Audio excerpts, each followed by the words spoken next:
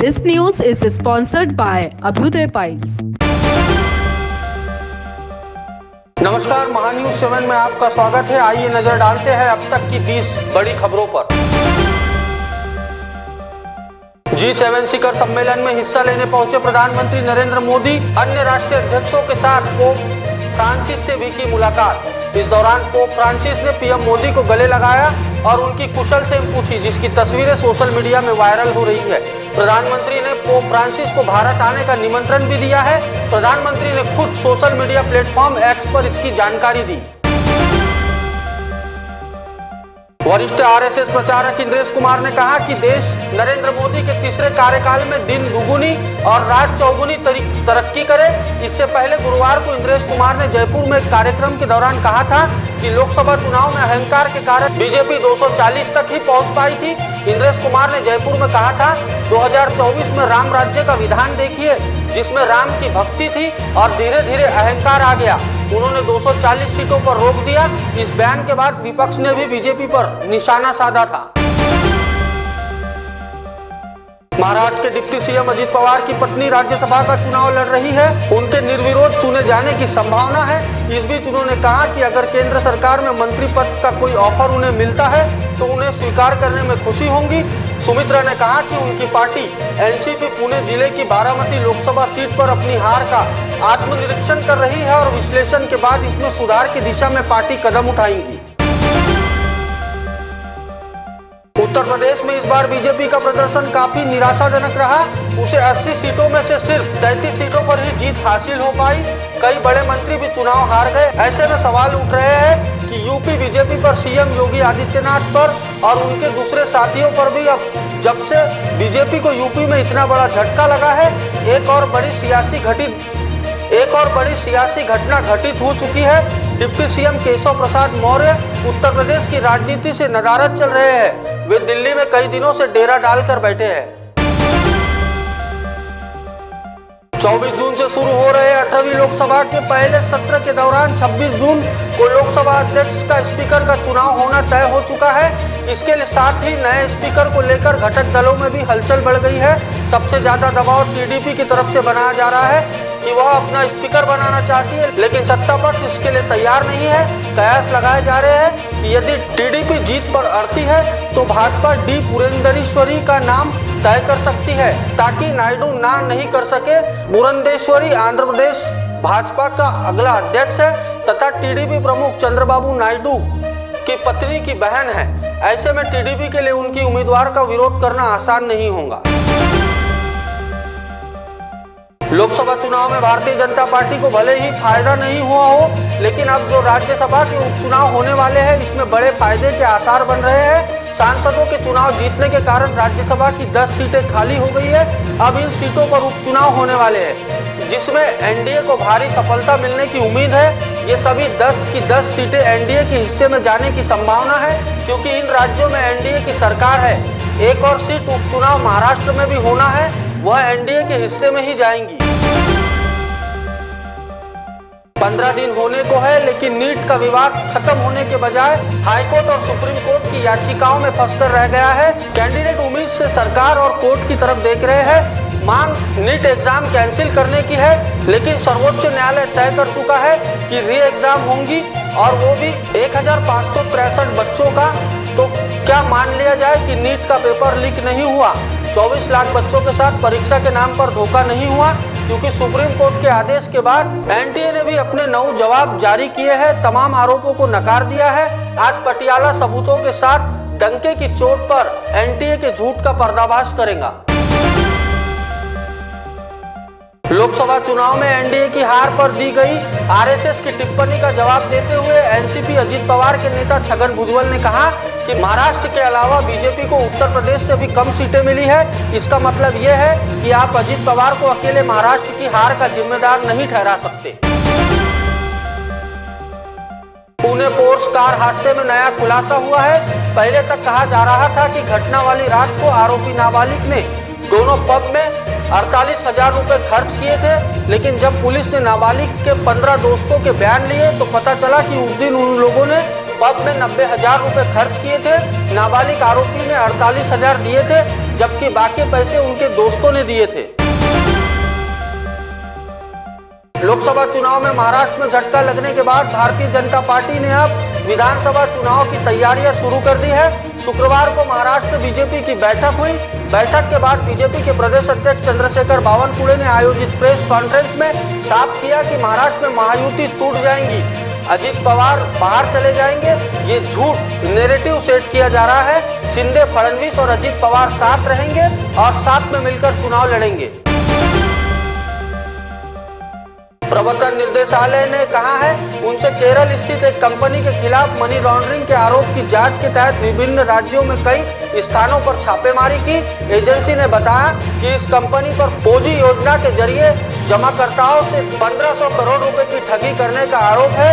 केरल, महाराष्ट्र और छत्तीसगढ़ में Highrich online group के प्रवर्तकों के परिसर पर 11 जून को तलाशी शुरू की गई है। तीसरी बार देश के प्रधानमंत्री बनने के बाद नरेंद्र मोदी पहली बार अपने संसदीय क्षेत्र वाराणसी आ रहे हैं। इस दौरान मोदी मेहदीगंज में जनसभा करेंगे और किसान सम्मेलन को संबोधित करेंगे। इसके अलावा प्रधानमंत्री मोदी बाबा काशी विश्वनाथ का दर्शन करेंगे और मां गंगा की आरती में भी शामिल होंगे। हरियाणा की 10 लोकसभा सीटों में से 5 सीटों में हार को लेकर भारतीय जनता पार्टी मंथन में जुटी हुई है। 5 सीटों पर हार के लिए अनुसूचित जाति का वोट बैंक खिसकना भी एक कारण माना जा रहा है। इसके चलते रोहतक बीजेपी कार्यालय में अनुसूचित जाति की एक बैठक बुलाई गई, जिसमें हरियाणा सरकार के मंत्री विशंकर वाल्मीकि व पूर्व सांसद सुनीता दुग्गल ने शिरकत की। सीबीआई ने मुंबई, कोलकाता, रायपुर, भुवनेश्वर, रीची समेत देश के 14 ठिकानों पर रेड मारी। ये कार्रवाई छत्तीसगढ़ की एक्सेस पावर जनरेशन लिमिटेड के खिलाफ दर्ज एफआईआर के बाद हुई। इसमें सीबीआई ने 26 से ज्यादा लोगों के खिलाफ मामला दर्ज किया है। आरोप है कि एसकेएस पावर जनरेशन लिमिटेड ने 5,717 करोड़ रुपए की धोखाधड़ी की है। इस कंपनी पर इलाहाबाद हाईकोर्ट के आदेश पर एफआईआर दर्ज हुई थी। प्रधानमंत्री नरेंद्र मोदी शुक्रवार को इटली की अपनी 1 दिवसीय यात्रा खत्म करने के बाद स्वदेश के लिए रवाना हो गए हैं। इस दौरान उन्होंने G7 शिखर सम्मेलन में भाग लिया और ब्रिटिश प्रधानमंत्री ऋषि सुनक, फ्रांसीस राष्ट्रपति एमेनुएल मैक्रो और पोप फ्रांसिस सहित कई विश्व नेताओं के साथ द्विपक्षीय बातचीत की। उत्तर प्रदेश के उन्नाव जिले में एक युवक की लाठी और डंडों से पीटकर हत्या कर दी गई। बताया जा रहा है कि ये वारदात प्रेम प्रसंग की वजह से अंजाम दी गई है। सूचना मिलने पर मौके पर पहुंची पुलिस ने शव को कब्जे में लेकर पोस्टमार्टम के लिए भेज दिया है। वहीं इसी मामले में पुलिस ने मृतक के प्रेमिका के घर वालों के खिलाफ केस दर्ज कर मामले की छानबीन शुरू की है। उत्तर प्रदेश के हरदोई में सिर तन से जुदा करने वाले बदमाश को पुलिस ने एनकाउंटर में दबोच लिया है। आमने सामने की टक्कर में आरोपी के पैर में गोली लगी है। इस बदमाश की पहचान फैजान उर्फ सुपी लन्ना के रूप में हुई है।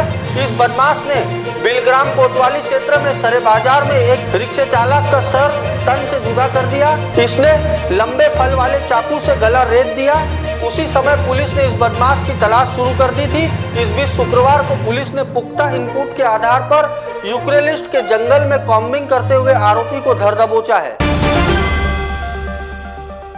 देश भर में गर्मी चरम स्तर पर पहुंच गई है। दिल्ली, यूपी, हरियाणा और राजस्थान समेत पूरे उत्तर भारत में तापमान लगभग 50 डिग्री के आसपास पहुंच गया है। ऐसे में लगभग सभी उम्र के लोग गर्मी से बेहाल नजर आ रहे हैं। छोटे बच्चों की स्थिति का अनुमान तो सहजता से लगाया जा सकता है। बढ़ती गर्मी के कारण यूपी के बेसिक शिक्षा विभाग ने सभी स्कूलों की छुट्टियों को बढ़ाकर 28 जून तक कर दिया है। पहले स्कूलों की छुट्टी केवल 15 जून तक ही थी, लेकिन बढ़ती गर्मी को देखते हुए शिक्षा विभाग ने 28 जून तक स्कूल खोलने के आदेश दिए हैं।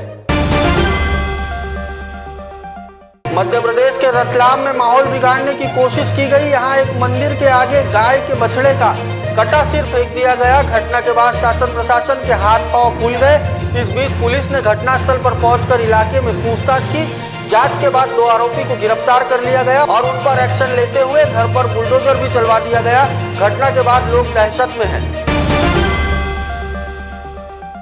दिल्ली की आबकारी नीति में कथित घोटाले से जुड़े मनी लॉन्ड्रिंग मामले में गिरफ्तार मुख्यमंत्री अरविंद केजरीवाल की नियमित जमानत याचिका पर फैसला 19 जून तक का टाल दिया गया है। सुनवाई के दौरान केजरीवाल की ओर से राहत को लेकर कुछ मांगे रखी गई थी, जिस पर जवाब देने के लिए जांच एजेंसियों ने और समय मांगा है।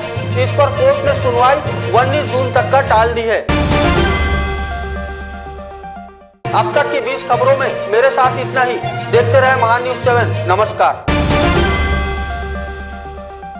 आप पहुंचना चाहते हो अपने करियर की ऊंचाइयों पर, तो करियर गाइडेंस के रूप में आपकी मदद के लिए नागपुर में आया है Kiyan career point academy. Kiyan करवाएगा IIT, JEE, NEET, AIIMS, KVPY, MHT, CET और बोर्ड एग्जाम की भी पक्की तैयारी। 15 वर्षों से भी ज्यादा एक्सपीरियंस टीचर करेंगे आपको गाइड। यहाँ पर आप सिर्फ सीखेंगे नहीं तो समझेंगे भी। अभी एडमिशन करवाए और पाए 50% off. New batch start from 25th June. Our address Kiyan career point, plot number 2, Omkar Nagar, Besa road near Kala Maruti temple, Jaywant Nagar, Nagpur. Our contact 8830479380 और 9049079674। नागपुर ही नहीं तो विदर्भ के लोगों के स्वास्थ्य को बनाए रखने की जिम्मेदारी अब रिलायबल मल्टी स्पेशलिटी हॉस्पिटल की। Best quality health care. जी हाँ, अब हम रहेंगे आपकी सेवा में 24/7 तत्पर। Orthopaedic, joint replacement, ICU theatre, maternity surgery, pathology, modular operation, pharmacy और लैप्रोस्कोपी सर्जरी आदि सभी आधुनिक सुविधाओं से पूर्ण। We are always for your health care. हमारा पता reliable multi speciality hospital, Wathoda square near Nayara petrol pump, ring road, Nagpur. Shrivali infra, your success our dream. अब बनाएं अपने सपनों का घर बेहतर कीमतों पर, तो सही समय का लाभ उठाएं और आज ही नागपुर के बौद्धा रोड आएं। बुक करें प्लॉट जिनकी कीमत शुरू मात्र 9,90,000 पर। महारेदा रजिस्टर्ड लेआउट, सुकली हिंगना, छड़ी वर्धा रोड, 5 फार्म, शंकरपुर, बुटीबोरी, मोहगांव, जामठा, मेहान। हमारी सुविधाएं cement road, water line, drainage line, electricity, entrance gate, 80% bank finance also available. For more details, please contact 071235076162. Office address F2122 जयंती नगरी 4 अबाव पोथी सुपर बाजार, मनीष नगर, बेसा रोड, नागपुर। आकर्षक सुंदर फैशनेबल कपड़ों की भरमार, नारी का श्रृंगार, श्री विठल कृपा वस्त्र भंडार। श्री विठल कृपा शोरूम में बिल्कुल सस्ते दाम में हर प्रकार की साड़ियाँ उपलब्ध। Paithani, Peshwai, Bomkai, Kanjeevaram, pure silk, designer silk, handwork और बुटीक पीसेस मिलने का एकमात्र केंद्र श्री विठल कृपा स्वस्थ वस्त्र भंडार। सबसे वाजिब दाम और ढेर सारे ऑफर्स के साथ। हमारा पता श्री विठल कृपा, श्री हरिनगर, मानेवाड़ा, नागपुर। आज ही हमसे संपर्क करें 7666502747 पर। बॉस ने मीटिंग बुलाई। बाहर उठो बैठो। तकलीफ उठने बैठने की नहीं, तकलीफ बवासीर की है। बवासीर, फिशर, भगंदर, पाइलोनियल साइंस का आयुर्वेद तथा आधुनिक लेजर से उपचार। कॉल या विजिट करें www.pilesfistulacure.com।